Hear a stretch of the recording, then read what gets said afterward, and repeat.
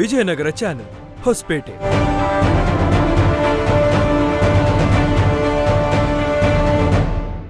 ವಾರ್ತೆಗಳ ಪ್ರಾಯೋಜಕರು RJ Silver Palace, Prince Gold Palace, Vijayanagara Hills, Prop Bulls, Hosapete.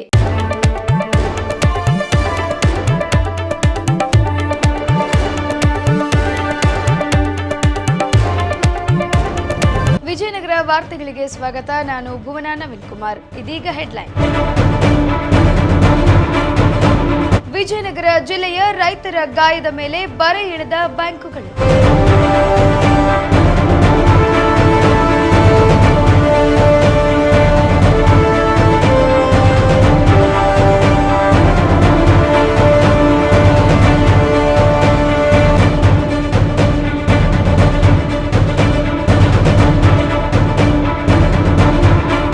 ನಗರದಲ್ಲಿ ನಡೆದ ಶ್ರೀ ನಿಜಲಿಂಗಮ್ಮ ದೇವಿ ದೇವಸ್ಥಾನದ ಸಮುದಾಯ ಭವನ ನಿರ್ಮಾಣದ ಕಾಮಗಾರಿಯ ಭೂಮಿ ಪೂಜೆ.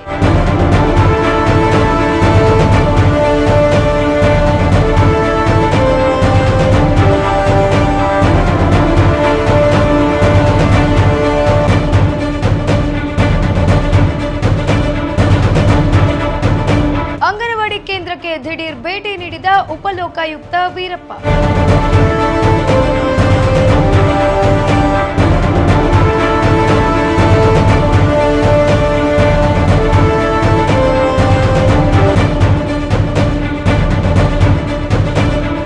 ಉಪಲೋಕಾಯುಕ್ತರಿಂದ ನೆರವೇರಿದ ಪತ್ರಿಕಾ ದಿನಾಚರಣೆ.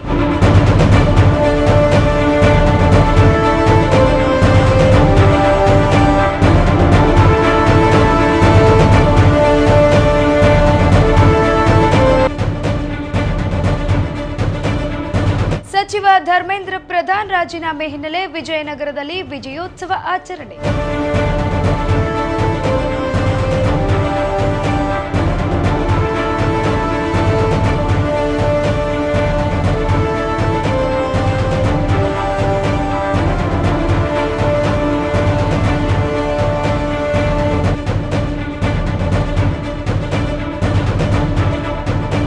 ಈಗ ವಾರ್ತೆಗಳ ವಿವರ. ವಿಜಯನಗರ ಜಿಲ್ಲೆಯ ಹೊಸಪೇಟೆ ತಾಲೂಕಿನ ಧರ್ಮಸಾಗರ ಸೇರಿದಂತೆ ವಿವಿಧ ಗ್ರಾಮಗಳ ರೈತರಿಗೆ ಹಲವು ಬ್ಯಾಂಕುಗಳು ಸಾಲ ಮರುಪಾವತಿಸುವಂತೆ ನೋಟಿಸ್ ನೀಡಿವೆ. ರಾಜ್ಯದಲ್ಲಿ ಮಳೆ ಇಲ್ಲದೆ ಬರಗಾಲ ಆವರಿಸಿದೆ. ಬರಗಾಲಕ್ಕೆ ತುತ್ತಾಗಿ ಬೆಳೆ ಇಲ್ಲದೆ ಕೆಲಸವಿಲ್ಲದೆ ಜನರು ಗುಳೆ ಹೋಗುತ್ತಿದ್ದಾರೆ. ಅಂಥದ್ದರಲ್ಲಿ ಬ್ಯಾಂಕುಗಳು ರೈತರಿಗೆ ಸಾಲವನ್ನು ಮರುಪಾವತಿಸುವಂತೆ ನೋಟಿಸ್ ಕಳಿಸಿವೆ.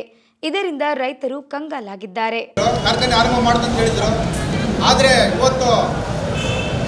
ಮಾತಿ ತಪ್ಪಿದ ಸರ್ಕಾರ ಅಂತ ಹೇಳಕ್ಕೆ ಇಷ್ಟಪಡ್ತಿದ್ದೀನಿ. ಇವತ್ತು ಸುಮಾರು 4.5 ಲಕ್ಷ ಇವತ್ತು ರಾಜ್ಯದಲ್ಲಿ 42 ಶುಗರ್ ಫ್ಯಾಕ್ಟ್ರಿಗೆ ಅರ್ಜಿ ಹಾಕಿದ್ದಾರೆ. ಆದರೂ ಬೆಳಗಾಂ ಜಿಲ್ಲೆಯಲ್ಲಿ 13 ಅರ್ಜಿಗಳು ಹಾಕಿದ್ದಾರೆ. ಆದರೆ ಇಲ್ಲಿ ಹೊಸಪೇಟೆ ಬೆಳೀತಕ್ಕಂಥ ಸುಮಾರು 5 ಲಕ್ಷ ಟನ್ ಕಬ್ಬಿಗೆ ಯಾರು ಖಾಸಗಿಯವರು ಒಂದು ಅರ್ಜಿ ಸಹ ಸಲ್ಲಿಸಿಲ್ಲ. ಕಾರಣ ಇಲ್ಲಿ ಏನು ಎಂಬುದು ನಮ್ಗೆ ಗೊತ್ತಾಗ್ತಿಲ್ಲ. ಮೊನ್ನೆ ಡಿ ಸಿ ಅವರಿಗೆ ಹೊಸದಾಗಿ ಬಂದ ಡಿ ಸಿ ಮೇಡಮ್ಗೆ ನಾವು ಹೇಳಿದ್ವಿ, ನಿಮ್ಮ ಫೋಟೋ ಇಟ್ಕೊಂಡು ಪ್ರತಿಯೊಬ್ಬ ರೈತರ ಮನೆ ಫೋಟೋ ನಾವು ಪೂಜೆ ಮಾಡ್ತೀವಿ. ದಯಮಾಡಿ ನಮ್ಮ ಭಾಗಕ್ಕೆ ಒಂದು ಶುಗರ್ ಫ್ಯಾಕ್ಟ್ರಿ ಕೊಡಿಸ್ರಿ, ನಿಮ್ಗೆ ಸಾಧ್ಯವಾದಷ್ಟು ಕೈಲಿಂದ ಅಂತ ನಾವು ಹೇಳಿದ್ವಿ. ಆದರೂ ಇವತ್ತು ಏನು ಕೆಲಸ ಆಗ್ತೇನಿಲ್ಲ. ಇವ್ರು ಏನು ಗ್ಯಾರಂಟಿ ಘೋಷಣೆ ಮಾಡ್ತಿದ್ರೆ ಅದೇ ರೊಕ್ಕ ಒಂದ್ಸಕ್ಕೆ ಇವರು ಹೋಗಿದ್ದೆ. ಕರ್ನಾಟಕ ರಾಜ್ಯ ರೈತ ಸಂಘಕ್ಕೆ ಏನೇ ಬರಲಿ, ಏನೇ ಬರಲಿ, ಏನೇ ಬರಲಿ, ಏನೇ ಬರಲಿ, ರೈತರನ್ನು ಒಕ್ಕಲೆಬ್ಬಿಸುತ್ತಿರುವ ಸರ್ಕಾರಕ್ಕೆ, ರೈತರನ್ನು ಒಕ್ಕಲೆಬ್ಬಿಸುತ್ತಿರುವ ಸರ್ಕಾರಕ್ಕೆ ಏನೇ ಬರಲಿ, ಏನೇ ಬರಲಿ, ಏನೇ ಬರಲಿ. ಜೈ ಜವಾನ್, ಜೈ ಜವಾನ್.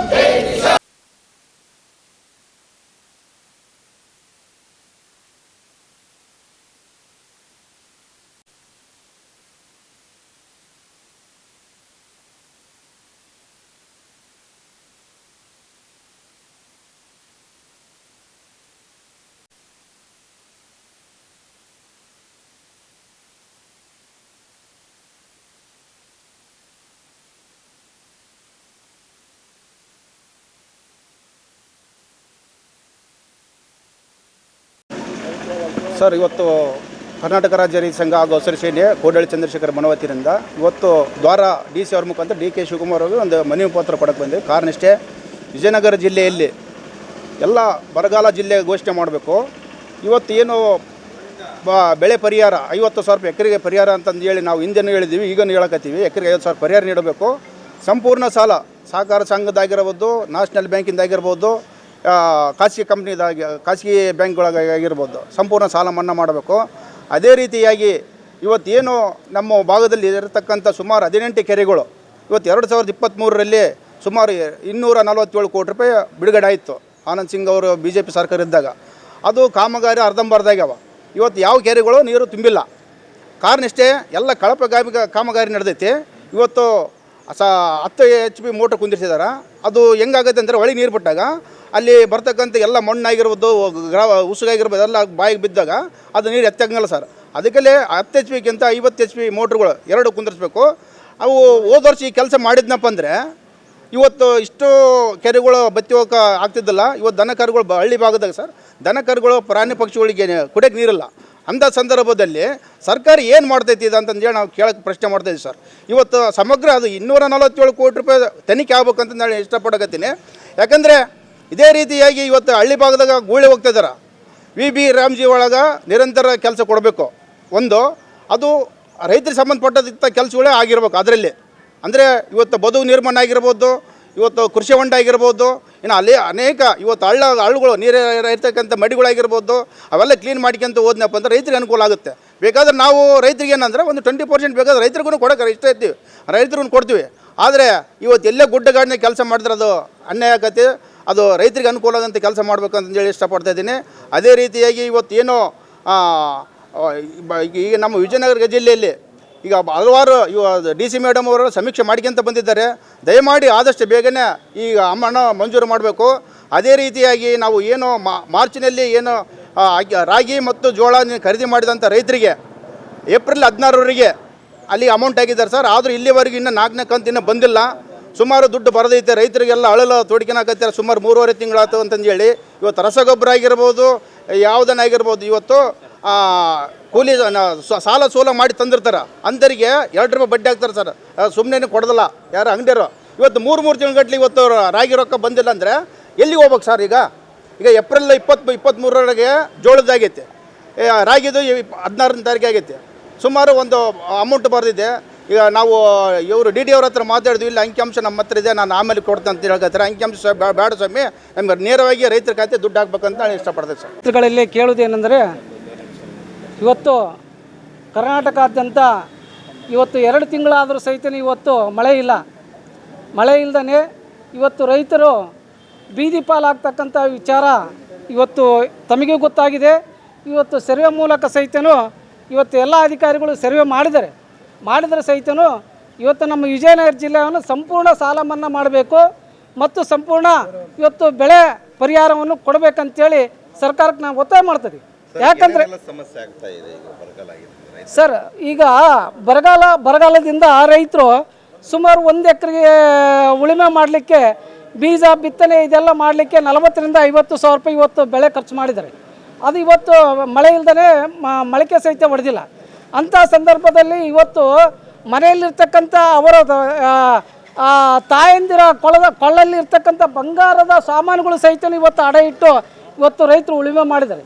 ಅದು ಇವತ್ತು ಬರ್ತಕ್ಕಂಥ ವಿಚಾರ ಆಗಿದೆ, ಲಾಭ ಬರ್ತಕ್ಕಂಥ ವಿಚಾರ ಆಗಿದೆ. ಆ ಕಾರಣಕ್ಕೆ ಇವತ್ತು ವಿಜಯನಗರ ಜಿಲ್ಲೆಯನ್ನು ಸಂಪೂರ್ಣ ಸಾಲ ಮನ್ನಾ ಮಾಡಬೇಕು ಮತ್ತು ರೈತರಿಗೆ ಪ್ರತಿ ಎಕರೆಗೆ 50,000 ರೂಪಾಯಿ ಕೊಡಬೇಕಂತೇಳಿ ನಾವು ಕೇಳ್ಕೊಳ್ತಾ ಇದ್ದೀವಿ. ನೋಟಿಸ್ ಕೊಟ್ಟಿದ್ದಾರೆ ಅಂತ ಹೇಳಿದ್ರೆ ಸರ್, ಈಗ ಗ್ರಾಮೀಣ ಬ್ಯಾಂಕ್ನವರು ಇಷ್ಟು ಬರಗಾಲ ಇದ್ದರೂ ಸಹಿತ ರೈತ ಎಲ್ಲಿ ದುಡ್ಡು ಕಟ್ಟಲಿಕ್ಕೆ ಆಗ್ತಾಯಿದೆ. ಇವತ್ತು ಬಿತ್ತನೆ ಮಾಡಿ ಇವತ್ತು 45,000 ರೂಪಾಯಿ ಇವತ್ತು ಲಕ್ಷಗಟ್ಟಲೆ ಇವತ್ತು ದುಡ್ಡು ಕಳ್ಕೊಂಡಿದ್ರು ಸಹಿತ ಇವತ್ತು ಗ್ರಾಮೀಣ ಬ್ಯಾಂಕ್ ಆಗಿರ್ಬೋದು, ರಾಷ್ಟ್ರೀಕೃತ ಬ್ಯಾಂಕ್ ಆಗಿರ್ಬೋದು, ಇವತ್ತು ರೈತರಿಗೆ ಮನೆಗೆ ನೋಟಿಸ್ ಕೊಟ್ಟು ಇವತ್ತು ಕೋರ್ಟ್ ನೋಟಿಸನ್ನ ಇವತ್ತು ಜಾರಿ ಮಾಡಿದ್ದಾರೆ. ರೈತರಿಗೆ ಎಲ್ಲಿಂದ ಕಟ್ತಾರೆ ಸ್ವಾಮಿ? ಇವತ್ತು ಏನಾದ್ರೆ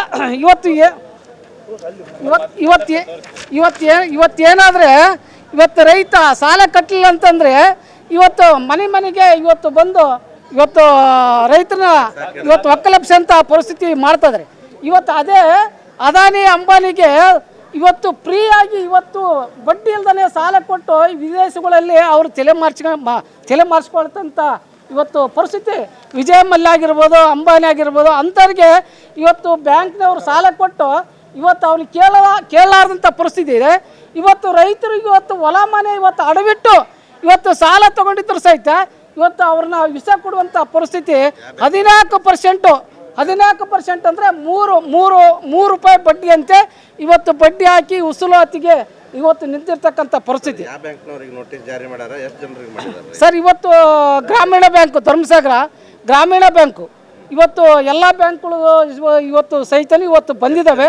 ಇವತ್ತು ಹತ್ತತ್ರಕ್ಕೆ ಕಾಕ್ಮಳಲ್ಲೇ ಸುಮಾರು ಒಂದು 15-20 ರೈತರಿಗೆ ನೋಟಿಸ್ ಕೊಟ್ಟಿದ್ದಾರೆ. ಇವತ್ತು ನೀವು ದುಡ್ಡು ಕಟ್ಟಿಲ್ಲ, ಇವತ್ತು ನೀವು ಯಾವುದೇ ಕಾರಣಕ್ಕೂ ನೀವು ಕೋರ್ಟಿಗೆ ಹಾಜರಾಗಬೇಕಂತೇಳಿ ಇವತ್ತು ನೋಟಿಸ್ಗಳನ್ನು ಜಾರಿ ಮಾಡಿದ್ದಾರೆ. ಆ ಕಾರಣಕ್ಕೆ ರೈತ ಎಲ್ಲಿ ಹೋಗ್ಬೇಕು, ಅವನೇನು ವಿಷ ಕೂಡ ಸಾಯ್ಬೇಕಾ? ಮಳೆ ಇಲ್ಲ, ಬೆಳೆ ಇಲ್ಲ, ಇಂಥ ಪರಿಸ್ಥಿತಿಯಲ್ಲಿ ಕಟ್ಟಿತು ಅಂತ ಹೇಳಿದ್ರು ಸಹಿತನೂ 1 ಲಕ್ಷ ಇವತ್ತು ದುಡ್ಡು ತೊಗೊಂಡ್ರೆ 4 ಲಕ್ಷ ಇವತ್ತು ಎಷ್ಟು ಮಾಡಿದ್ದಾರೆ ಬಡ್ಡಿ ಸೇರಿ. ಎಲ್ಲಿಂದ ಕಟ್ತಾನೆ ರೈತ? ನಾವು ಅಲ್ಲಿಗೆ ರೈತರು ಒನ್ ಟೈಮ್ ಸೆಟ್ಲ್ಮೆಂಟ್ಗೆ ಅಂತ ಹೋಗಿ ಇವತ್ತು ಏನು ಸೆಟ್ಲ್ಮೆಂಟ್ಗೆ ಗಂಟು ತೊಗೊಂಡಿದ್ದೀವಲ್ಲ, ಗಂಟಿಗೆ ಅಷ್ಟೇ ಕಟ್ತೀವಿ ಅಂತ ಹೇಳಿದ್ರೆ ಸಹಿತ ಅವ್ರು ಕೇಳ್ತಾ ಇಲ್ಲ. ಕೇಳ್ತಾ ಇಲ್ಲ ಸರ್. ಇವತ್ತು ಬರಗಾಲ ಬಂದಿದೆ, ಇವತ್ತು ಕಟ್ಟಕ್ಕಾಗ್ತಾ ಇಲ್ಲ, ಮುಂದೆ ನೋಡೋಣ ಅಂತ ಹೇಳಿದ್ರೆ ಸಹಿತ ಇವತ್ತು ಅವರು ಕೋರ್ಟ್ಗೆ ಇವತ್ತು ಹಾಜರು ಮಾಡಿಬಿಟ್ಟಿದ್ದಾರೆ ನೋಟಿಸು. ಇವತ್ತು ರೈತ ಕೋರ್ಟ್ನಲ್ಲಿ ಇವತ್ತು ಏನು ತೀರ್ಮಾನ ಆಗ್ತೈತೆ ಅನ್ನೋದು ನೋಡ್ಕೊಂಡು ಮುಂದಿನ ದಿನಗಳಲ್ಲಿ ಇವತ್ತು ಮುಖ್ಯಮಂತ್ರಿಗಳಿಗೆ ಯಾವುದೇ ರೀತಿಯಲ್ಲಿ ರಾಷ್ಟ್ರೀಕೃತ ಆಗಿರ್ಬೋದು, ಸಹಕಾರ ಬ್ಯಾಂಕ್ಗಳು ಆಗಿರ್ಬೋದು, ಯಾವುದೇ ರೀತಿಯಲ್ಲಿ ರೈತರಿಗೆ ಇಂಥ ಬರಗಾಲ ಇರೋದ್ರಿಂದ ನೋಟಿಸನ್ನು ಕೊಡಬಾರ್ದು. ಇದು ಮುಂದೆ ಸಾಲ ಮನ್ನಾ ಮಾಡ್ಬೇಕಂತೇಳಿ ನಾವು ಇವತ್ತು ಮುಖ್ಯಮಂತ್ರಿಗಳಲ್ಲಿ ನಾವು ಕೇಳ್ಕೊಳ್ತಾ ಇದ್ದೀವಿ. ಮೊದಲನೇ ಪ್ರಶ್ನೆ ಏನಂತ ಹೇಳಿದರೆ, ಈ ರಾಜ್ಯದೊಳಗೆ ಸರ್ಕಾರ ಬದುಕಿ ಐತೋ ಇಲ್ಲ ಅಂತ ಡೌಟ್ ಬರಾಕತ್ತಿದೆ. ಯಾಕೆ ಹೇಳ್ತಿದ್ದೀನಿ ಈ ಮಾತು ಅಂತ ಹೇಳಿದರೆ, ಬಹುತೇಕ ಅವ್ರು ಅನ್ನ ತಿನ್ನೋರಾಗಿದ್ದರೆ ಈ ರೈತರ ಮನೆಗಳಿಗೆ ಜಪ್ತಿಗೆ ಅಥವಾ ನೋಟಿಸ್ಗಳು ಕಳಿಸ್ತಿರ್ಲಿಕ್ಕಿಲ್ಲ. ಯಾಕೆಂದರೆ ಅವ್ರಿಗೂ ಗೊತ್ತಿದೆ, ಅವರು ರೈತರ ಮಕ್ಕಳೇ. ಬರ ಬಂದಿದೆ, ಮಳೆ ಆಗ್ತಾ ಇಲ್ಲ, ರೈತರು ಕಷ್ಟಪಟ್ಟು ಎಲ್ಲೋ ಸಾಲ ಸೂಟ ಮಾಡಿ ಬಿತ್ಯಾರ, ಮೊಳಕೆ ಹೊಡೆದಿಲ್ಲ. ಇಂಥ ಪರಿಸ್ಥಿತಿಯಾಗ ಸರ್ಕಾರ ಬರ ಅಂತ ಘೋಷಣೆ ಮಾಡಬೇಕು. ಒಂದನೇದು. ಎರಡನೇದು, ಇಂಥ ನೋಟಿಸ್ಗಳನ್ನು ಕೊಡುವಂಥ ಕೃತ್ಯವನ್ನು ವಾಪಸ್ ತಕ್ಕಬೇಕು. ಅವ್ರಿಗೆ ಆದೇಶಿಸಬೇಕು ಬ್ಯಾಂಕ್ಗಳಿಗೆ, ಇನ್ನು ಮುಂದೆ ಬ್ಯಾಂಕ್ಗಳು ರೈತರಿಗೆ ನೋಟಿಸ್ಗಳು ಕೊಡಬೇಡ್ರಿ ಅಂಥೇಳಿ. ಅವ್ರು ಒಂದು ವೇಳೆ ಅನ್ನ ತಿನ್ನೋರಾಗಿದ್ದರೆ ಮತ್ತು ಎಂಥದೋ ತಿನ್ನೋರಾಗಿದ್ದರೆ ಅವ್ರು ಏನು ಮಾಡಿದ್ರೂ ನಡೀತೈತೆ. ಇನ್ನು ಮುಂದೆ ನಾವು ಚಳುವಳಿಗಳು ಈ ರೀತಿ ಮಾಡೋಕ್ಕಿಲ್ಲ. ಬಾರ್ಕೋಲ್ ಚಳುವಳಿ ಮಾಡ್ತೀವಿ. ಯಾರ್ಯಾರು ಈ ಕಂತ್ರಿಗಳು ಅದಾರೋ ಅವ್ರ ಮನೆ ಹೊಡೆಯುವಂಥ ವ್ಯವಸ್ಥೆ ಮಾಡಬೇಕು ಅಂತ ಯೋಚನೆ ಮಾಡಕತ್ತೀವಿ. ಯಾಕಂತ ಹೇಳಿದ್ರೆ ಸಂಕಟ ಇದೆ, ರೈತರ ಪರಿಸ್ಥಿತಿಗಳು ಹೆಂಗಿದೆ ಎಂಬುದು ರೈತರ ಬಾಯಿಲಿಂದ ಕೇಳಬೇಕು ನೀವು. ಅಷ್ಟು ಹದಗೆಟ್ಟಿದೆ. ಆ ಕಾರಣ ಈ ಮುಂಬರುವ ದಿನಗಳಲ್ಲಿ ಈ ಸರ್ಕಾರಗಳು ನಾವು ಮತ್ತೆ ಆಡಳಿತಕ್ಕೆ ಬರಬೇಕು ಅನ್ನೋದಾದರೆ ರೈತರ ಪರ ಕೆಲಸ ಮಾಡಬೇಕು ಅಂತ ನಮ್ಮ ಒತ್ತಾಯ ಆಗಿದೆ.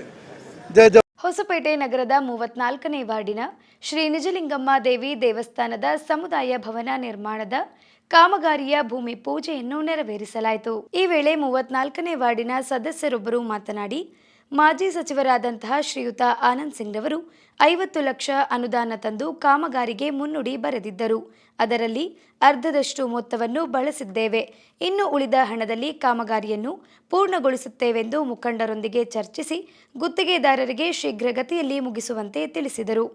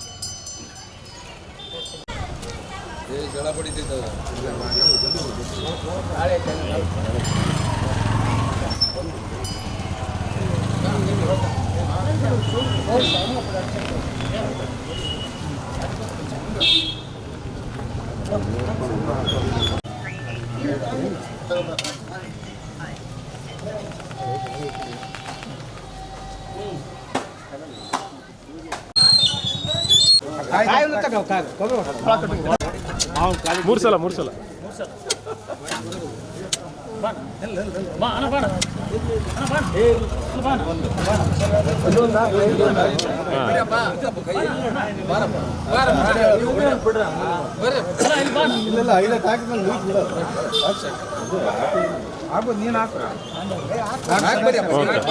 ಮಾತಾಡಿ ಈಗ ಪೂಜೆ ಮಾಡುವಾಗ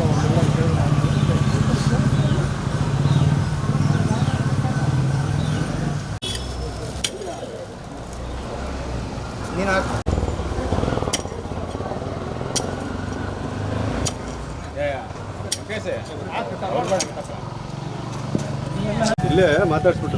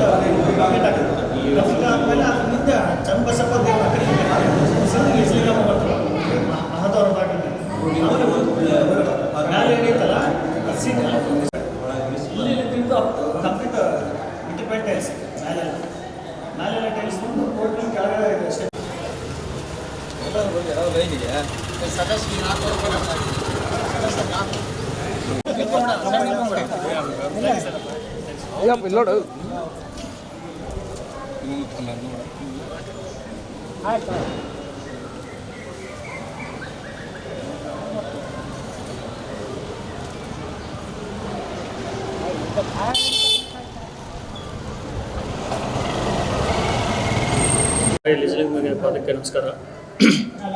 ಬಾನ್ಕೆರೆ ದೇವಸ್ಥರಿಗೆ ತಾಯಿ ಲಿಜಲಿಂಗಮ್ಮ ದೇವಿ ಪಾದಕ್ಕೆ ನಮಸ್ಕಾರ. 34ನೇ ವಾರ್ಡಿನ ಬಾಣದಕೆರೆ ಶ್ರೀ ಲಿಜಲಿಂಗಮ್ಮ ದೇವಿ SFC ಅನುದಾನ ಅಡಿಯಲ್ಲಿ 11 ಲಕ್ಷ ರೂಪಾಯಿ ಕಾಮಗಾರಿಯನ್ನು ಮಾಡಲಾಗಿತ್ತು. ಈ ಮುಂದೆ ಹೋದ ಅನುದಾನದಲ್ಲಿ ಶಾಸಕರ ಅನುದಾನದಲ್ಲಿ ಫಸ್ಟಿಗೆ ಮೊದಲೇ ಪೂಜೆ ಮಾಡಿ ಅಲ್ಲಿ ಇದು ಮಾಡಿದಾಗ 50 ಲಕ್ಷ ರೂಪಾಯಿ ಅನುದಾನ ಆಗಿತ್ತು. 50 ಲಕ್ಷ ರೂಪಾಯಿ ಅನುದಾನದ ಅಡಿಯಲ್ಲಿ ಆದಾಗ ಅದರಲ್ಲಿ ಯಜಮಾನ ಸಭೆಗೆ ಏನೈತೆ ಅಂತ ನೋಡಿದಾಗ ಅವರು 25 ಲಕ್ಷ ರೂಪಾಯಿ ಲ್ಯಾಂಡ್ ಡೆವಲಪ್ಮೆಂಟ್ ಡಿಪಾರ್ಟ್ಮೆಂಟಿದ್ದು ವರ್ಕ್ ಅಷ್ಟೇ ನಡೆದಿದೆ. ಇನ್ನು 25 ಲಕ್ಷ ರೂಪಾಯಿ ನಮಗೆ ನಡೆದಿಲ್ಲ ಅಂತ ಒಂದು ಕಾರಣಕ್ಕೋಸ್ಕರ ನಮ್ಮ ಯಜಮಾನರು ಮತ್ತು ನಮ್ಮ ದೈವದಸ್ತರಲ್ಲೇ ಹೇಳಿದಾಗ ಇದನ್ನ ಪೂರ್ಣಗೊಳಿಸಪ್ಪ ಅಂತಂದಕ್ಕೆ ನಮ್ಮ ನಗರಸಭೆ ಅಧಿಕಾರಿಗಳು, ನಮ್ಮ ಅಧ್ಯಕ್ಷರು ಅವರೆಲ್ಲ ಅವರ ಸಲಹೆ ಸಹಕಾರ ಸಮ್ಮುಖದಿಂದ ನಮ್ಮ ಕೇರಿಗೆ ನಮ್ಮ ನಿಜಲಿಂಗಮ್ಮ ದೇವಸ್ಥಾನಕ್ಕೆ ನಮಗೆ SFC ಅನುದಾನ ಗ್ರ್ಯಾಂಟ್ ಬೇಕಪ್ಪ, ನಮಗೆ ಮುಂದೆ ದಸರಾ ಹಬ್ಬ ಬರ್ತಿದೆ, ಕಂಪ್ಲೀಟ್ ಆಗ್ಬೇಕಂತ ಒಂದು ಉದ್ದೇಶಕ್ಕೋಸ್ಕರ ಆಯ್ತು ಅಂತಂದಕ್ಕೆ ಒಂದೇ ಒಪ್ಪಂದ ಮೇರೆಗೆ ಒಂದು 11 ಲಕ್ಷ ರೂಪಾಯಿ ಅನುದಾನ SFC ಅನುದಾನ ಒಂದು ನೀಡಿದ್ದಾರೆ. ಅವರಿಗೆ ತಮ್ಮ ಅಧಿಕಾರಿಗಳಿಗೆ ಎಲ್ಲ ಹೃದಯಪೂರ್ವಕ ಅಭಿನಂದನೆಗಳು ಹೇಳಕ್ಕೆ ಇಷ್ಟಪಡ್ತೀನಿ. ಎಲ್ರಿಗೂ ನಮಸ್ಕಾರ. ಈ ದಿನ ನಮ್ಮ ನಗರಸಭೆ 34ನೇ ವಾರ್ಡ್ನ ನಗರಸಭೆ ಸದಸ್ಯರಾದಂಥ ಶ್ರೀಮತಿ ಲತಾ ಬಾಣದ ಸಂತೋಷ್ ಅವರ ಒಂದು ಅನುದಾನದಲ್ಲಿ ನಮ್ಮ ಕೇರಿಯ ಶಕ್ತಿ ದೇವತೆಯಾದ ನಿಜಲಿಂಗಮ್ಮ ತಾಯಿ ದೇವಿಯ ಗುಡಿಯ ಒಂದು ದ್ವಾರ ಬಾಗಿಲು ಮತ್ತು ಸಮುದಾಯ ಭವನಕ್ಕೆ ಈ ಒಂದು 11 ಲಕ್ಷ ಅನುದಾನವನ್ನು ಅವರು ತಂದಿದ್ದಾರೆ. ನಾವೆಲ್ಲ ಕೇರಿಯ ದೇವಸ್ಥರ ಪರವಾಗಿ ನಮ್ಮ ನಗರಸಭೆ ಸದಸ್ಯರಿಗೆ ಧನ್ಯವಾದಗಳನ್ನು ತಿಳಿಸುತ್ತಾ ಇನ್ನು ಮುಂದೆ ಇನ್ನೂ ದೊಡ್ಡ ದೊಡ್ಡ ಅನುದಾನಗಳು ಈ ಕಡೆ ತಗೊಂಬಂದು ಅಭಿವೃದ್ಧಿ ಮಾಡಲಿ ಅಂತಂದೇಳಿ ಆಶಿಸ್ತೀನಿ. ಹೊಸಪೇಟೆ ನಗರದ ಚಿತ್ತವಾಡ್ಗಿಯ ಅಂಗನವಾಡಿ ಕೇಂದ್ರಕ್ಕೆ ಉಪಲೋಕಾಯುಕ್ತರು ದಿಢೀರ್ ಭೇಟಿ ನೀಡಿ ಪರಿಶೀಲನೆ ನಡೆಸಿದ್ದಾರೆ. ಈ ವೇಳೆ ಅಂಗನವಾಡಿ ಕೇಂದ್ರಕ್ಕೆ ಭೇಟಿ ನೀಡಿದ ಉಪಲೋಕಾಯುಕ್ತರು ಅಂಗನವಾಡಿಯನ್ನು ಪರಿಶೀಲಿಸಿ ಮಕ್ಕಳಿಗೆ ಹಾಲಿನ ಪೌಡರ್ ಹಂಚಿಲ್ಲವೆಂದು ಅಂಗನವಾಡಿ ಅಧಿಕಾರಿಗಳನ್ನು ತರಾಟೆಗೆ ತೆಗೆದುಕೊಂಡಿದ್ದಾರೆ. ಏನು ನೀವು ಇಲ್ಲಿ ಅಂಗನವಾಡಿ ಸೆಂಟ್ರಲ್ಲಿ ಮುಚ್ಚಾಕ್ರಿ, ಅಂಗನವಾಡಿ ಸೆಂಟ್ರಲ್ಲಿ ಮುಚ್ಚಾಕಿ. ಏನು ಪೌಡ್ರ್ ಕೊಟ್ಟಿಲ್ಲ ಅಂತಲ್ಲ, ಮಿಲ್ಕ್ ಪೌಡ್ರ್ 2 ತಿಂಗಳು 3 ತಿಂಗಳು ಬರೀ ಅವ್ರು ನಿಮ್ಗೆ ಇಂಡೆಂಟ್ ಕೊಡ್ತಾರೆ, ನೀವು ಇಂಡೆಂಟ್ ಕೊಡೋದು ಅಂದರೆ ಯು ಡೋಂಟ್ ಬಾದರ್ ಎನಿಥಿಂಗ್. ಏನಕ್ಕೆ ಹೆಸರುಗಳು ಅಂಗನವಾಡಿ ಮತ್ತು ಎಲ್ಲ ಇಟ್ಕೊಂಡಿದ್ದಾರೆ, ಕ್ಲೋಸ್ ಮಾಡಿ. ವುಮನ್ ಚೈಲ್ಡ್ ಡಿಪಾರ್ಟ್ಮೆಂಟ್ ಮುಚ್ಚಾಕ್ಬಿಡ್ರಿ, ಏನಕ್ಕೆ ಬೇಕು? ಹಲೋ, ಕೇಳ್ತಾ ಇದ್ದೀನಿ, ನೀವು ಆನ್ಸರ್ ಮಾಡ್ತಾ ಇಲ್ವಲ್ಲ. ಪ್ರೆಗ್ನೆಂಟ್ ವುಮನ್ಗೆ 2 ತಿಂಗಳು 3 ತಿಂಗಳು ಏನು ಕೊಡ್ತೀವಿ, ಏನಕ್ಕೆ ಇಟ್ಕೊಂಡಿದ್ದೀರಿ ನೀವು? ತಿಂಗಳು ಕೊಡ್ತೀವಿ ಅಂತ ಇಲ್ಲಿ ಒಂದು ಸ್ಟಾಕ್ ಇಲ್ಲ, ಬೀಗ ಹಾಕ್ಕೊಂಡು ಹೋಗ್ತಾರೆ ನಿಮ್ಮ ಅಂಗನವಾಡಿಗಳಲ್ಲಿ. ನಿಮ್ಮ ಇವ್ರು ಬರ್ತಾರೆ, SIR ಕಳಿಸಿದೀವಿ ಅಂತಾರೆ, ಬೀಗ ಊಟಗಳು ಮಕ್ಕಳಿಗೆ ಊಟ ಕೊಡಲ್ವಾ ಡೈಲಿ? ಯಾವುದು ಇಲ್ಲಪ್ಪ, ಟೇಕ್ ಹೋಮ್ ಇಲ್ಲ, ಇದು ಯಾವ ಹೋಮ್ ಇಲ್ಲ ಇಲ್ಲಿ. ಎಲ್ಲಿ ಅಟೆಂಡ್ ಮಾಡ್ತೀವಿ? ನಿಮ್ಮ DD ಇಲ್ಲ ಇದ್ದಾರೆ, ಏನು ಮಾಡ್ಬೇಕು ಹೇಳಿ ಇಂಥವ್ರಿಗೆಲ್ಲ? ನಾವು ಇದು ನೀವು ಮಾಡೋ ಕೆಲಸ ನಾವು ಮಾಡ್ತಾ ಇದ್ದೀವಿ. ಬಂದು ಲೋಕಾಯುಕ್ತ ಬರಬೇಕು, ಅದು ನೀವು ಮಾಡೋದಿಲ್ಲ. ಮಾಡ್ತೀವಿ ತೋಳ್ತೀವಿ ಅಂತೀರಾ. ನಿಮಗೆ ಏನೋ ರೆಸ್ಪಾನ್ಸಿಬಿಲಿಟಿ.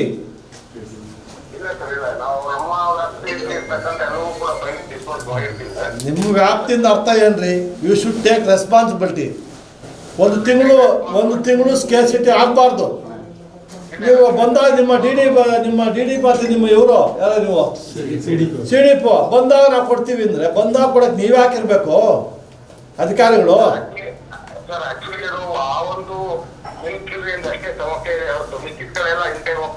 ಎಲ್ಲ ಸಮಸ್ಯೆ ಇದೆ. ಅಕ್ಕಿಯಲ್ಲಿ ಹುಳ ಬಿದ್ದಿದೆ, ಕೇಳೋದು ಗತಿ ಇಲ್ಲ. ಅಲ್ಲಿ ಟೀಚರ್ಸ್ 8 ಜನ 10 ಜನ ಅಂತ ಹೇಳ್ತಾರೆ, ಮಕ್ಕಳು ಒಂದೇ ಒಂದು ಮಗು ಇಲ್ಲ, ಇಲ್ಲಿ ಟೀಚರು ಇಲ್ಲ. ಅಲ್ಲೊಂದು ಮಗು ಇದೆ, 8 ಜನ ಅಂತ ಹೇಳ್ತಾರೆ, ಒಂದು ಮಗು ಇದೆ. ದೇವರೇ ಕಾಪಾಡಬೇಕು ಇದನ್ನು, ಅಂಗನವಾಡಿ ಸೆಂಟರ್ಗಳನ್ನ.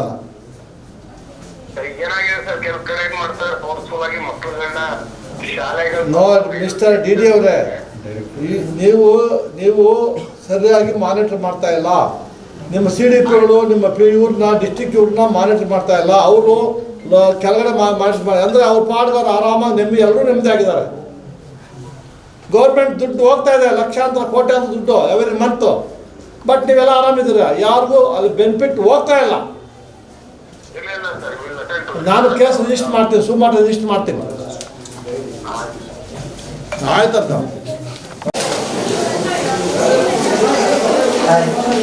ಎಷ್ಟು ಜನ ಇದ್ರಮ್ಮ? 20 ಹುಡುಗರ.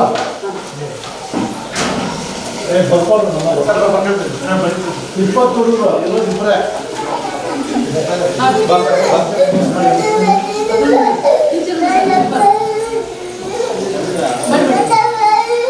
ಇರೋ ಸುಮ್ಮನೆ ಇರೋ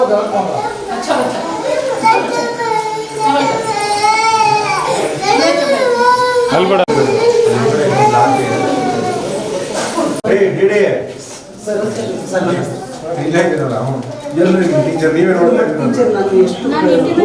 ಸಭೆ ಮಾಡಿ ಎಲ್ಲ ಮಾಡಿದ್ದೀವಿ. ಸಾಹೇಬ್ ಬರ್ತಾರೆ ಅಂತೇಳಿ 3 ದಿವಸದಿಂದ ಸರ್ ಗೂಗಲ್ ಮೀಟ್ ಮಾಡಿದ್ವಿ ಸರ್. ಅಲ್ಲ ಸರ್, ಇವ್ರಿಗೆಲ್ಲ ಸೀರಿಯಸ್ ಆಗಿ ಸರ್ DC ಮೇಡಮ್ ಹೇಳಿದ್ರೆ ಸಾಹೇಬ್ರು ಬರ್ತಾರಂತ ಹೇಳಿದ್ರು. ಇಲ್ಲ ಸರ್, ರಿಯಲಿಸ್ಟಿಕ್ ಏನಿದೆ ಸಾಹೇಬ್? ಈಗ BLO ಅಂದ್ರೆ BLO ಹೇಳಿದ್ರಿ, ಇದು ಅಸಿಸ್ಟ್ ಕೆಲಸ ಏನು? 2 ದಿನ ಆಯ್ತು ಸರ್ ಬಂದು ರೇಷನ್. ಮಿಲ್ಲೆಟ್ ಹಾಂ ಸರ್ ಮಿಲ್ಕ್ ಪೌಡರ್ ಬಂದಿಲ್ಲ ಸರ್ ಮತ್ತೆ ದಿವಸ 2 ತಿಂಗಳು ಮತ್ತೆ ಮಕ್ಳಿಗೆ ಬಿಲ್ ಪೌಡರ್ ಇಲ್ಲ ಅಂದರೆ ಹೆಂಗೆ? ಬಂದಿಲ್ಲ ಸರ್ ಅವರು ಇದು ಮಾಡ್ತಾರೆ ಸರ್ ಹಾಕಾಕರಿಗೆ ಕಾಲಿಗೆ ಹಾಕಿ ಕೊಡ್ತೀವಿ. ಅದೇ 3 ತಿಂಗಳು. ಅಕ್ಟೋಬರ್ 26 ಇರುತ್ತೆ. 3 ತಿಂಗಳು. ಈ ಪಾತ್ರ ಏನು ಹಿಂಗಿದೆಯಲ್ಲಮ್ಮ, ಹೆಂಗೆ ಅದನ್ನು ಮಾಡೋದು ಪಾತ್ರೆಯಲ್ಲಿ?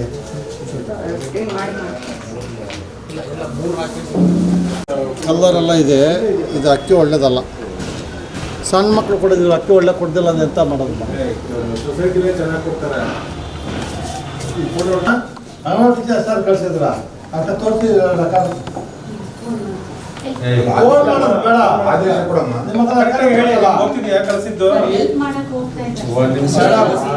ಎಷ್ಟು ಜನ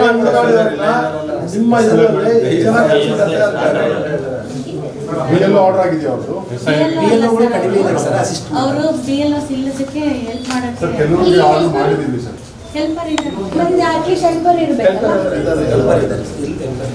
ಆಮೇಲೆ ನಿಮ್ಗೆ ಎಷ್ಟು ಬರ್ತಾವೆ ತಾಲೂಕಲ್ಲಿ? ನೀವು ತಾಲೂಕಲ್ಲಿ ನೀವು ಎಷ್ಟು ಬರುತ್ತೆ ಸರ್ಕಲ್ ಅಲ್ಲಿಂದು? ಇಲ್ಲಿ 27 ಸರ್. 27 ಎಲ್ಲ ಕಡೆ ಸಿಲಿಂಡರ್ ಹಿಂಗೆ ಒಳಗಡೆ ಇಟ್ಟರೆ ಸತ್ತಿದ್ದು ಏನು ಮಾಡ್ಬೇಕು ಮಕ್ಕಳು? ಸಿಲಿಂಡರ್ ಆಚೆ ಹಾಕಕ್ಕಾಗಲ್ವಾ? ಅಲ್ಲ ನೀವ್ಯಾರು? DD Women and Child sir. ಎಷ್ಟು ಬರ್ತದೆ ನಿಮ್ಮ ಕೆಳಗಡೆ?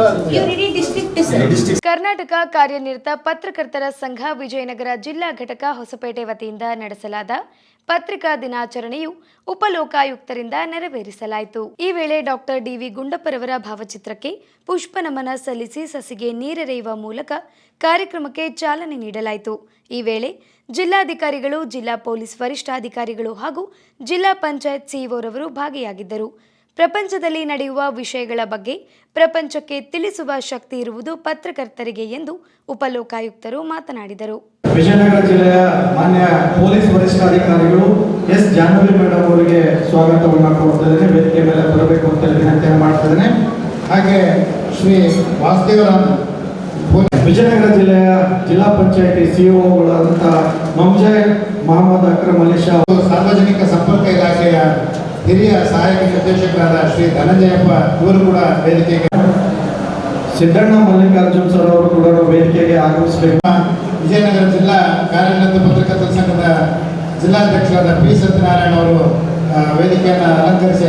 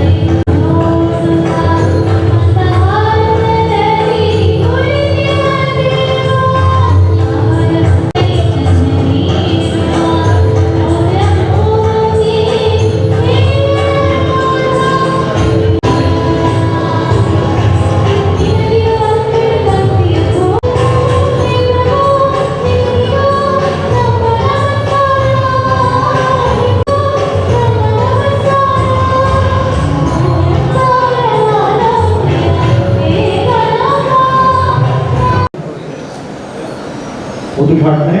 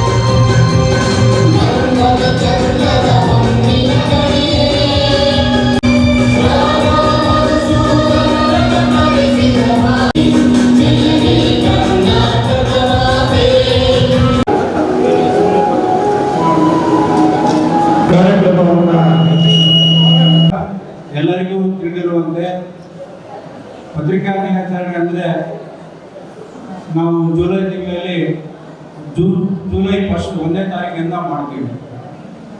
ಬಟ್ ಅನಿವಾರ್ಯ ಕಾರಣದಿಂದ ಇಡೀ ತಿಂಗಳು ಉದ್ದಕ್ಕೂ ಜುಲೈ 1ರಿಂದ ಆರಂಭವಾಗಿ 30ನೇ ತಾರೀಕಿನವರೆಗೂ ಕೂಡ ನಾವು ತಾಲೂಕು ಜಿಲ್ಲಾ ಕೇಂದ್ರಗಳಲ್ಲಿ ಮಾಡ್ತೀವಿ.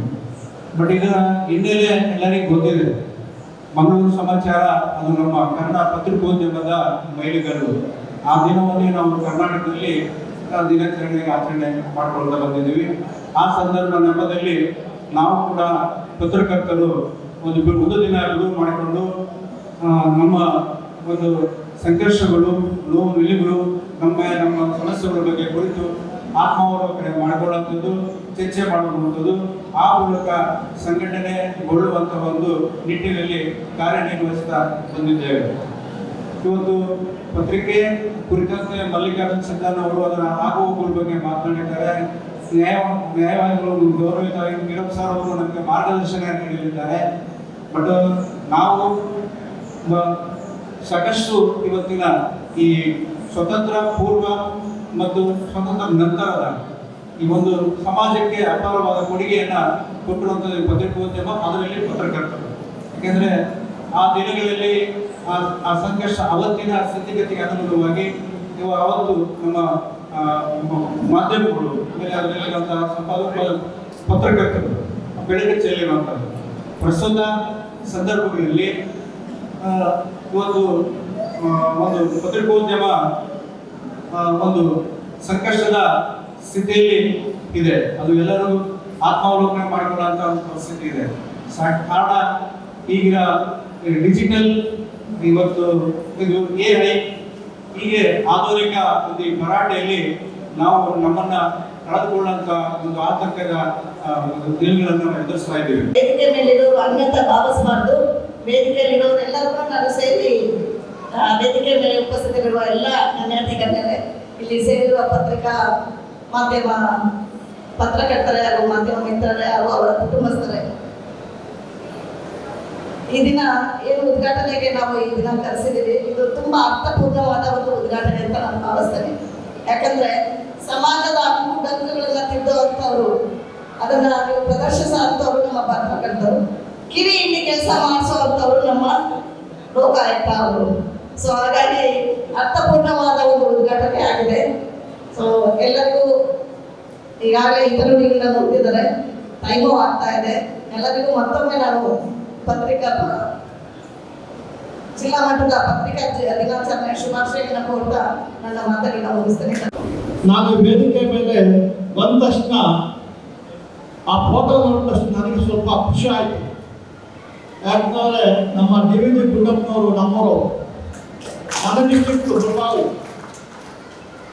ಅವರ ಒಂದು ಪತ್ರಿಕಾ ರಂಗ ಸ್ಥಾಪನೆ ಮತ್ತೆ ಅದನ್ನ ನೋಡಿದಾಗ, ಇವಾಗ ನೋಡಿದಾಗ ಖುಷಿಯಾಯಿತು ಮತ್ತು ನೋವು ಇದೆ ಹೊರಗಡೆ.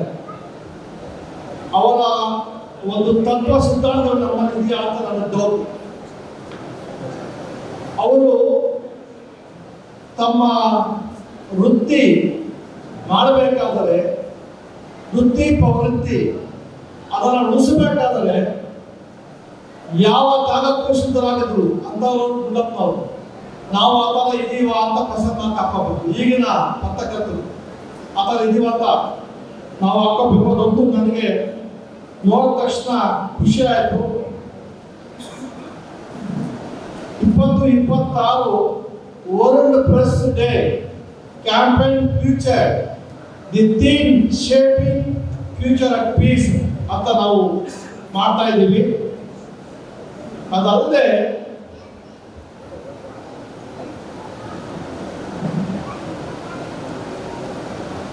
ನಮ್ಮ ರೋಲು, ಈ ಪತ್ರಿಕಾರಂಗ ರೋಲು ಏನಿದೆ ಅಂದ್ರೆ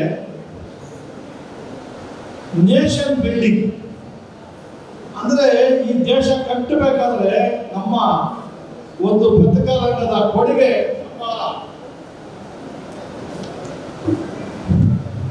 November 16, 2025, Press Council of India celebrated National Press Day at the National Media Center, New Delhi. Theme: Safeguarding press credibility amidst rising misinformation. ಶಾಸಕಾಂಗ, ಕಾರ್ಯಾಂಗ, ನ್ಯಾಯಾಂಗ, ಪತ್ರಿಕಾರಂಗ 4ನೇ ಅಂಗ ಅಂತ ನಾವೆಲ್ಲ ಕರಿತೀವಿ ಸಮಾಜದಲ್ಲಿ. ಈ ಪತ್ರಿಕಾರಂಗ ಅನ್ನೋದು ಸಮಾಜದ ಒಂದು 4ನೇ ಕಂಬ, ಒಂದು ತಳಪಾಯ ಇದ್ದಂಗೆ. ಇದು ತಳಪಾಯ ಸರಿಯಾಗಿಲ್ಲ ಅಂದ್ರೆ ಸಮಾಜ ಕದರುವ ಪರಿಸ್ಥಿತಿ ಬರುತ್ತೆ. ಸಮಾಜಕ್ಕೆ ನಿಖರವಾದ ಸುದ್ದಿಗಳನ್ನು ಒದಗಿಸುತ್ತಾ ಜನರನ್ನ ದಿನನಿತ್ಯ ಪ್ರತಿ ನಿಮಿಷ ಜಾಗೃತಗೊಳಿಸುವಂಥ ಸಂಸ್ಥೆ ನಮ್ಮ ಪತ್ರಿಕಾರಂಗ. ಈ ದಿವಸ ನಾನು ಈ ಪತ್ರಿಕಾರಂಗದ ಎಲ್ಲ ನಮ್ಮ ಯುವ ಪತ್ರಿಕಾರಂಗರಿದ್ದೀರಿ, ಮನವರಿದ್ದೀರಿ, ನಿಮ್ಮ ಕಷ್ಟ ಅವರು ಅನುಭವಿಸ್ಬೇಕು. ನಮ್ಮ ಜೊತೆಗೆ ಒಬ್ಬ ಲಾಯರ್ ಅಂದ್ರೆ ಆ ಲಾಯರ್ ಉದ್ದಾರ ಆಗೋವರೆಗೂ ಮನೆಯವರೆಲ್ಲ ಸಫರ್ ಆಗ್ಬೇಕು. ಹಂಗೆ ಒಬ್ಬ ಪತ್ರಕರ್ತ ತನ್ನ ಕಾಲ ಮೇಲೆ ನಿಂತ್ಕೊಳ್ಳೋವರೆಗೂ ನಿಮ್ಮ ಜೊತೆಗೆ ಮನೆಯವರು, ಮಕ್ಕಳು ಸಫರ್ ಆಗ್ತಾರೆ. ಅದು ಹೇಗಿದೆ ಅಂದ್ರೆ ನಾನು ಬರ್ತೀನಿ ಲೇಟ್ ಆದ ಈ ದಿನನಿತ್ಯ ಅಲ್ಲ ಯಾವ ಮೂಲೆಯಲ್ಲಿ ಏನೋ ಒಂದು ಸಣ್ಣ ಇದು ಬರಬೇಕಾದ್ರು ಎಲ್ಲ ಪ್ರಪಂಚಕ್ಕೆಲ್ಲ ಪ್ರಚಾರ ಮಾಡೋ ಒಂದು ಏಕೈಕ ಮಾಧ್ಯಮ ಅಂದ್ರೆ ಪತ್ರಿಕಾರಂಗ. ಪೇಪರ್ ಇರ್ಬೋದು, ಮೀಡಿಯಾ ಇರ್ಬೋದು, ಇವಾಗೆಲ್ಲ ಇದು ಬಂದ್ಬಿಟ್ಟಿದೆ ಎಲೆಕ್ಟ್ರಾನಿಕ್. 1 ನಿಮಿಷ ಅಮೆರಿಕದಲ್ಲಿ ಅವ್ರ ಗೆಸ್ಟ್ ಹೌಸ್ ಏನು ಇದು ಅವರು ವೈಟ್ ಹೌಸ್ ಅಲ್ಲಿ ಏನಾಗ್ತದೆ ಅಂತ 2 ನಿಮಿಷ ನಮ್ಗೆ ಹಾಸ್ಪಿಟಲ್ ಸಿಗುತ್ತೆ. ಅಷ್ಟೊಂದು ಬೆಳೆದಿದೆ ನಮ್ಮ ಪತ್ರಿಕಾರಂಗ. ಪ್ರಪಂಚದಲ್ಲಿ ಅತಿ ವೇಗವಾದ, ಸೂರ್ಯನಷ್ಟೇ ವೇಗವಾದ ಒಂದು ಪತ್ರಿಕಾ ಮಾಧ್ಯಮ ನಮ್ಮ ಪತ್ರಿಕಾರಂಗ. ಎಲ್ಲ ಒಂದು ಕಡೆ ಈ ಪತ್ರಿಕಾರಂಗದ ಕೊಡುಗೆ ಸಾಮಾಜಿಕ ನ್ಯಾಯ, ಸಮಾನತೆ, ಅಭಿವ್ಯಕ್ತಿ ಒಂದು ಕೊಡುವ ಪಾತ್ರ ಮಹತ್ವವಾಗಿದೆ. ನಮ್ಮ ಲಕ್ಷ್ಮಣ್ ಹೇಳ್ತಾ ಇದ್ರು ನಮ್ಮ ಸೋಷಿಯಲ್ ಸೆಕ್ಯೂರಿಟಿ ಇಲ್ಲ ಅಂತ. ಸೋಷಿಯಲ್ ಸೆಕ್ಯೂರಿಟಿ ಪತ್ರಿಕಾರಂಗಕ್ಕೆ ಅಲ್ಲ ಸರ್, ಸಮಾಜದ ಯಾವ ವ್ಯಕ್ತಿಗೂ ಸೋಷಿಯಲ್ ಸೆಕ್ಯೂರಿಟಿ ಇಲ್ಲ.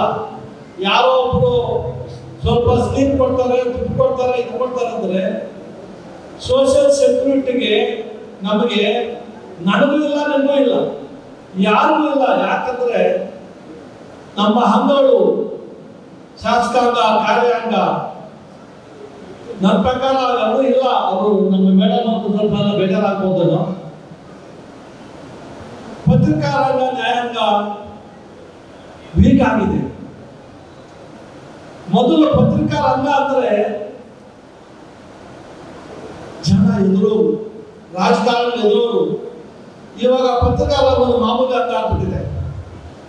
ಎಲ್ಲ ಒಂದ್ ಕಡೆ ನ್ಯಾಯಾಂಗ ಅಂತ ಹಂಗೆ ಭಯ ಇತ್ತು. ಪಾಪ್ಯುಲೇಷನ್ ಜಾಸ್ತಿ ಆಗಿರ್ತಾನೋ ಇಲ್ಲ, ನಮ್ಮಲ್ಲಿ ಆ ಪಾಪ್ಯುಲೇಷನ್ ತಕ್ಕಂತೆ ನ್ಯಾಯಾಧೀಶ ಇಲ್ಲೇ ಇರ್ತಾನೋ ಇಲ್ಲ, ನಾವು ಪಾಪ್ಯುಲೇಷನ್ ತಕ್ಕಂತೆ ಪತ್ರಕರ್ತ ಇಲ್ಲೇ ಇರ್ತಾನೋ, ಅದು ವೀಕ್ ಆಗಿದೆ ಅಂತ ನನ್ನ ಭಾವನೆ. ನೀಟ್ ಪರೀಕ್ಷೆ ಅಕ್ರಮದ ಹಿನ್ನೆಲೆಯಲ್ಲಿ ಕೇಂದ್ರ ಸಚಿವ ಧರ್ಮೇಂದ್ರ ಪ್ರಧಾನ್ ರವರು ರಾಜೀನಾಮೆ ನೀಡಿದ ಹಿನ್ನೆಲೆಯಲ್ಲಿ ನಗರದ ಡಾಕ್ಟರ್ ಪುನೀತ್ ರಾಜ್ಕುಮಾರ್ ವೃತ್ತದಲ್ಲಿ ಹಲವು ಸಂಘಟನೆಗಳು ವಿಜಯೋತ್ಸವವನ್ನು ನಡೆಸಿದ್ದಾರೆ.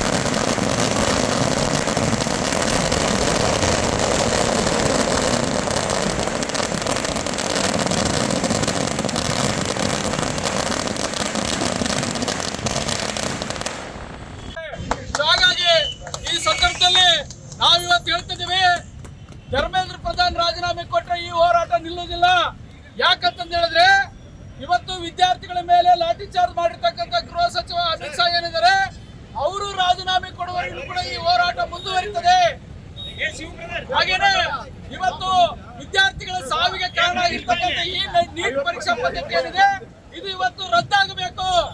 ಎಲ್ಲ ಇವತ್ತು ಉನ್ನತ ಶಿಕ್ಷಣಗಳು ಸಂವಿಧಾನದ ಸಮವರ್ತಿ ಪಟ್ಟಿಯಲ್ಲಿ ಏನು ಇವತ್ತು ಕಂಕರ ತಿಳಿಸಲಿದ್ದಾವೆ. ಹಾಗಾಗಿ ಸಿಇಟಿ ಪರೀಕ್ಷೆ ಮರುಜಾರಿ ಆಗಬೇಕು. ರಾಜ್ಯ ಸರ್ಕಾರಗಳಿಗೆ ಈ ಪರೀಕ್ಷೆಗಳನ್ನು ನೀಡತಕ್ಕಂಥ ಅವಕಾಶವನ್ನು ಕೊಡಬೇಕು. ಈ ಅಕ್ರಮ ನಡೀತಕ್ಕಂಥ ನೀಟ್ ವ್ಯವಸ್ಥೆ ಏನಿದೆ, ನೀಟ್ ಪರೀಕ್ಷಾ ಪದ್ಧತಿ ರದ್ದಾಗಬೇಕು ಅಂತ ಹೇಳಿ ಕೂಡ ನಾವು ಇವತ್ತು ಒತ್ತಾಯವನ್ನು ಮಾಡ್ತಾ ಇದ್ದೇವೆ. ಹಾಗಾಗಿ ನರೇಂದ್ರ ಮೋದಿ ಅವರು ಇವತ್ತು ವಿದ್ಯಾರ್ಥಿಗಳ ಭವಿಷ್ಯದ ಕುರಿತು ಚೆಲ್ಲಾಟ ಆಡ್ತಿದ್ದಾರೆ. ಈ ಒಂದು ನಿರಂಕುಶ ಸರ್ಕಾರ ಏನಿದೆ ಇದರ ವಿರುದ್ಧ ಚಳವಳಿ ಮಾತ್ರವೇ ಇಂಥ ಒಂದು ನಿರಂಕುಶ ಅಧಿಕಾರವನ್ನು ಹಿಮ್ಮೆಟ್ಟಿಸಲಿಕ್ಕೆ ಸಾಧ್ಯ ಅಂತಕ್ಕಂಥದ್ದು ನಮಗೆ ಚಳವಳಿ ಪಾಠ ಕಲಿಸಿದೆ. ಹಾಗಾಗಿ ಈ ಒಂದು ಚಳವಳಿಯಲ್ಲಿ ನರೇಂದ್ರ ಮೋದಿ ಸರ್ಕಾರಕ್ಕೆ ಇವತ್ತು ಒಂದು ಹಿನ್ನಡೆ ಆಗಿದೆ. ಆದ್ರೆ ನಮ್ಮ ಚಳವಳಿ ಇವತ್ತು ನಾವಿಲ್ಲಿಗೆ ನಿಲ್ಲಿಸೋದಿಲ್ಲ. ಇವತ್ತು ಅಮಿತ್ ಶಾ ರಾಜೀನಾಮೆ ಕೊಡಬೇಕು. ನರೇಂದ್ರ ಮೋದಿ ಈ ದೇಶದ ಜನರಿಗೆ, ಈ ದೇಶದ ವಿದ್ಯಾರ್ಥಿ ಜನರಿಗೆ ಕ್ಷಮೆಯನ್ನ ಕೇಳಬೇಕು. ಅಲ್ಲಿವರೆಗೂ ಕೂಡ ಈ ಚಳವಳಿ ಮುಂದುವರಿತದೆ. ಪ್ರಜಾಪ್ರಭುತ್ವ ರಕ್ಷಣೆ ಆಗಬೇಕು, ಸಂವಿಧಾನದ ಆಶಯಗಳು ಉಳಿಬೇಕು. ಹಾಗಾಗಿ ಒಂದು ಜಾತ್ಯತೀತ ಪ್ರಜಾಸತ್ತಾತ್ಮಕ ಸರ್ಕಾರವನ್ನ ಸ್ಥಾಪನೆ ಮಾಡೋದ್ರೂ ಕೂಡ ನಾವ್ಯಾರು ಕೂಡ ವಿರೋಧಿಸುವುದಿಲ್ಲ. ಇಡೀ ದೇಶದ ಜನ ಇವತ್ತು ವಿದ್ಯಾರ್ಥಿಗಳೊಟ್ಟಿಗಿದ್ದಾರೆ. ಇಡೀ ದೇಶದ ರೈತರು ಮತ್ತು ಕಾರ್ಮಿಕರು ಈ ವಿದ್ಯಾರ್ಥಿ ಯುವಜನರೊಟ್ಟಿಗೆ ಇದ್ದಾರೆ ಅಂತಕ್ಕಂಥ ಒಂದು ಸಂದೇಶವನ್ನು ಕೊಡೋದ್ರ ಮೂಲಕ ಇವತ್ತೇನು ವಿಜಯೋತ್ಸವವನ್ನು ಆಚರಣೆ ಮಾಡ್ತಾ ಇದ್ದೀವಿ. ಇದು ಇವತ್ತು ನಮ್ಮ ಪ್ರಥಮ ಜಯ ಆಗಿದೆ. ಆದ್ರೆ ಇಲ್ಲಿಗೆ ಹೋರಾಟ ವಿರಾಮ ಆಗೋದಿಲ್ಲ. ಮುಂದೆ ನಮ್ಮ ಟಾರ್ಗೆಟ್ ಏನಿದ್ರು ಕೂಡ ಅಮಿತ್ ಶಾ ರಾಜೀನಾಮೆ ಕೊಡಲಿವರು ಕೂಡ ವಿದ್ಯಾರ್ಥಿಗಳು ಎಲ್ಲರೂ ಸೇರಿ ನಮ್ಮ ದೇಶಾದ್ಯಂತ ಒಂದಾಗಿ ಒಗ್ಗೂಡಿ ಎಲ್ಲ ಸಂಘಟನೆಗಳು ಇವತ್ತು ರೋಡಿಗಿಳಿದು ಹೋರಾಟ ಮಾಡ್ತಾ ಪ್ರತಿಫಲ ಅಂತೇಳಿ ಇವತ್ತು ಹೇಳಕ್ ಇಷ್ಟಪಡ್ತೇನೆ. ಇದೇ ರೀತಿ ಮುಂದಿನ ದಿನಗಳಲ್ಲಿ ಯಾವುದೇ ಒಂದು ವಿದ್ಯಾರ್ಥಿಗಳಿಗೆ ಅನ್ಯಾಯ ಆದಲ್ಲಿ ಎಲ್ಲ ಸಂಘಟನೆಗಳು ಒಂದುಗೂಡಿ ಇವತ್ತು ಒಂದು ವೇದಿಕೆಗೆ ಬಂದು ಬಿಜೆಪಿ ಅತ್ಯಂತ ಸೊಕ್ಕಿನಿಂದ ಮೆರಿತಿದ್ದ ಸೊಕ್ಕನ್ನು ಇವತ್ತು ಮುರಿಸಿದ್ದಾರೆ ಅಂತೇಳಿ ನಾನು ಇಷ್ಟಪಡ್ತೇನೆ ಹೇಳಕ್ಕೆ. ಎಲ್ಲರೂ ಇದೇ ರೀತಿ ಮುಂದಿನ ಯಾವುದೇ ಒಂದು ದೇಶ ಅಂತ ಬಂದಾಗ, ವಿದ್ಯಾರ್ಥಿಗಳು ಅಂತ ಬಂದಾಗ ನಾವೆಲ್ಲ ಸಂಘಟನೆಗಳು ಒಂದಾಗಿ ಒಂದು ವೇದಿಕೆ ಮೇಲೆ ಬಂದು ಈ ರೀತಿ ನಾವು ಹೋರಾಟ ಮಾಡಿದಾಗ ಮುಂದಿನ ದಿನಗಳಲ್ಲಿ ಎಲ್ಲ ರೀತಿ ಯಶಸ್ಸುಗಳು ಸಿಗುತ್ತೆ ಅಂತೇಳಿ ನಾನು ಹೇಳಕ್ಕೆ ಇಷ್ಟಪಡ್ತೀನಿ. ಅದೇ ರೀತಿ ಇವತ್ತು ಎಲ್ಲರೂ ಸೇರಿ ಇವತ್ತು ಈ ಸಂತೋಷದ ದಿನ ಅಂತ ಹೇಳಕ್ಕೆ ಇಷ್ಟಪಡ್ತೀನಿ. ಇಂದ ಮುಂದೆ ವಿದ್ಯಾರ್ಥಿಗಳಿಗೆ ಯಾರ್ಯಾರು ಮೃತಪಟ್ಟಿದ್ದಾರೆ ಅವರಿಗೆಲ್ಲರೂ ಪರಿಹಾರ ಕೊಡಬೇಕು.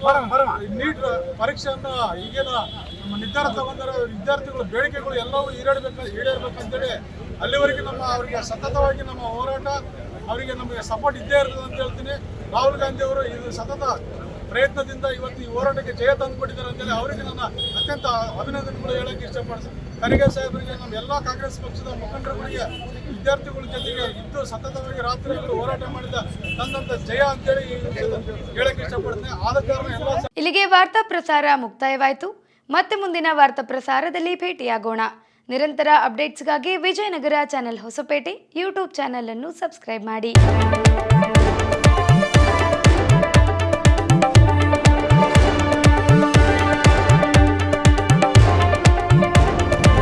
ವಾರ್ತೆಗಳ ಪ್ರಾಯೋಜಕರು RJ Silver Palace, Prince Gold Palace, Vijayanagara Hills, Prop Bulls, Hosapete.